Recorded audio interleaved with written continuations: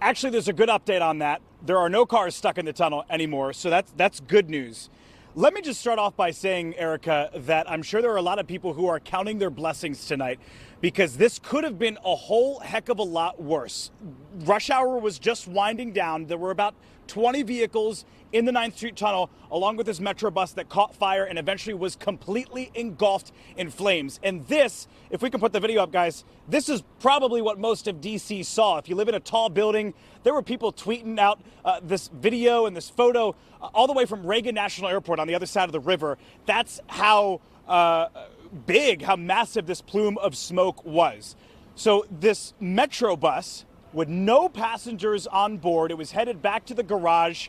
Out of service, there was just a driver on board. It caught fire. They don't know why it caught fire, but they don't believe it's anything nefarious. They think it's something mechanical. You mentioned they're taking 32 of these hybrid diesel buses off of the streets now, just as a precaution. They don't think that there's anything major, anything major that's wrong with them.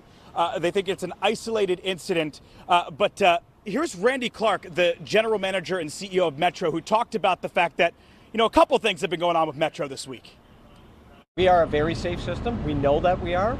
With that said, incidents happen. We want to work with our partners. We'll do forensic investigations. We learn from investigations, and we get better.